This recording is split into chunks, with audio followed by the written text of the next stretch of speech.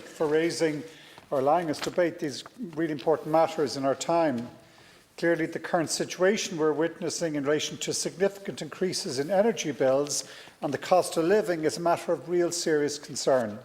The Government is keenly aware of the growing pressures that this is placing on families and businesses, and particularly those households on lower and middle incomes.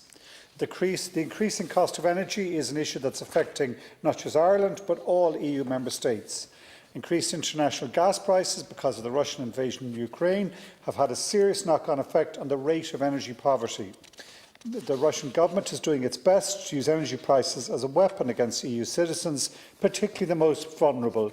Making people cold, turning them against governments is their precise desired outcome. It's imperative that the opposition and all parties here focus on issues that government can do and what needs to be done. I will outline here this evening what we have done, what supports are in place for retrofitting, so that it's crystal clear what supports are available to Irish homeowners. As members here will be aware, in response to this situation, Government has already put a €2.4 billion package of support policies and measures in place. We understand that further action will be needed, and this will be forthcoming in the budget announcements next week.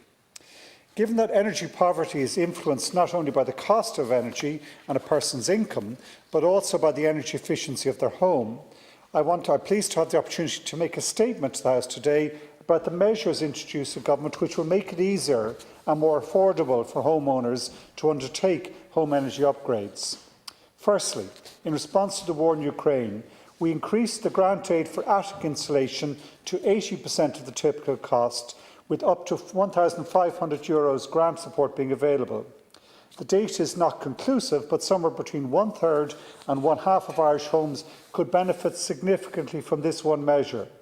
It will likely pay back in less than 1 year, and I understand credit unions and banks are supporting people if they need to bridge the gap.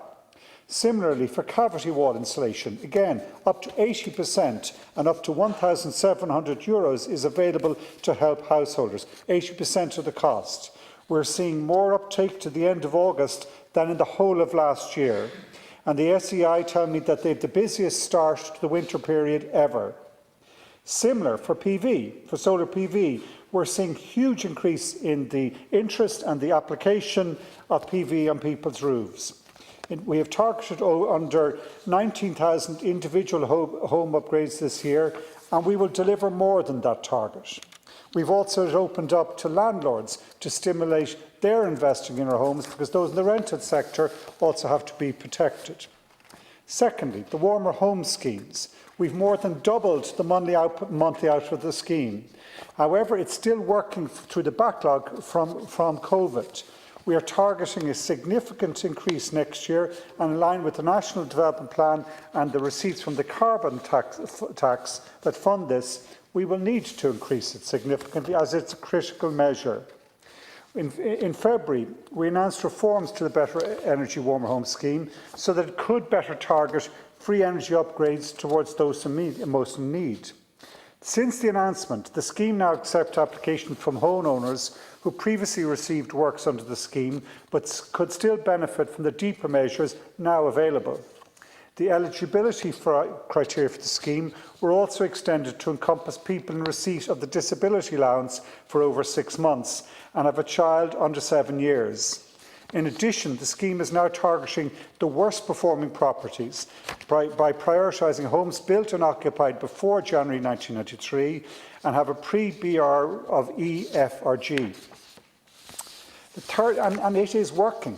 The output has tripled. It's like in so many other schemes, the level of response from the Irish public and the industry is beyond compare, and it will continue to rise as we go into next and subsequent years.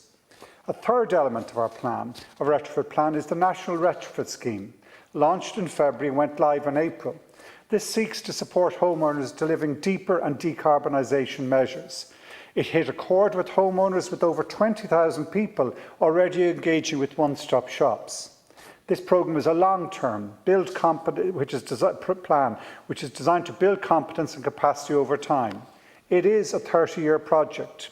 We will not reach the maximum of the scheme in 1 year. It will take 5 years of steady growth and good planning. Talking to those in the industry, They are investing in new employees, in training, in hardware, and are rapidly scaling their industrial capability up.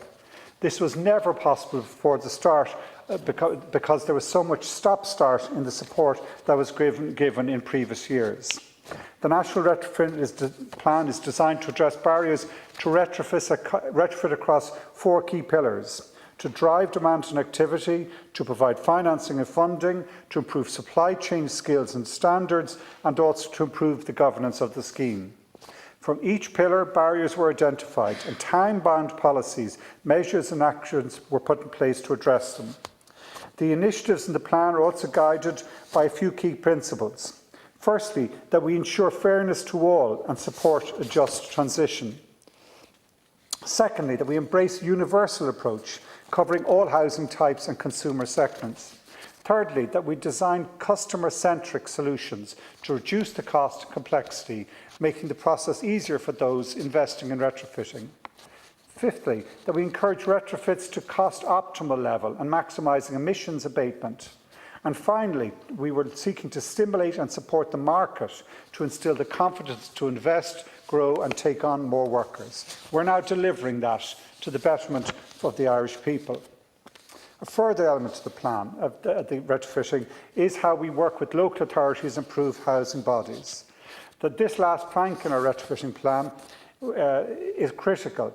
I've been to many local authorities around the country asking what they're doing and making sure that they're scaling up their capacity and competency to deliver higher targets. We've also underpinned the upgrades in the rental sector with the opening of all these grants to landlords to upgrade properties for tenants. In addition, as part of Housing for All, the Minister for Housing has detailed that these retrofits will become compulsory for the lower performing houses in the coming years. I'm happy to report that the SEAI data shows that since the launch of these new measures, demand across the retrofit schemes, as I said earlier, has been exceptionally high. As of the end of last month, over 30,000 of applications for support have been received by SEAI. This is more than double the number received during the same period last year. This demand is translating into delivery, with 13,400 home energy upgrades already completed with support from across the range of schemes. That's up 70% when compared to the same period last year. And my colleague, Minister Smith, will give further detail on these positive developments in his closing statement. These initiatives are being funded by the unprecedented National Development Plan financial allocation for residential retrofit of €8 billion in the next 8 years. €5 billion of this funding will be sourced from carbon tax revenue. A total of €244 million has been allocated for SEAI residential and community retrofit schemes and the solar PV scheme this year. This is the highest ever allocation for the schemes and includes an allocation of €118 million for SEAI energy poverty schemes. An additional €85 million has been provided by the Minister of Housing, Local Government and Heritage for local authority energy efficient scheme. This means that the total government retrofit budget, out of the total government budget retrofit allocation of €329 million, approximately 60%, or €203 million, has been allocated to dedicated energy poverty schemes and local authority retrofits. This is progressive. We are deliberately targeting and making sure the money goes to where it is most needed. But that does not mean you do not provide and help and assist other parts of Irish society. We are doing this in a balanced and deliberately strategic way. On the 3rd of August, my department published a review of the strategy to combat energy poverty alongside a public consultation.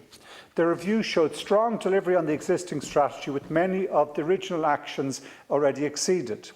The public consultation closed on the 5th of September last, and the responses received are helping to inform the development of a new action plan to combat energy poverty. Other sectoral engagement across government will also be considered in developing the new action plan. It will set out a range of measures to be implemented ahead of the coming winter, as well as key long-term measures to ensure those least able to afford increased energy costs are supported and protected. And the new plan will be published shortly after the budget. A cross-departmental steering group chaired by my department is developing the new plan.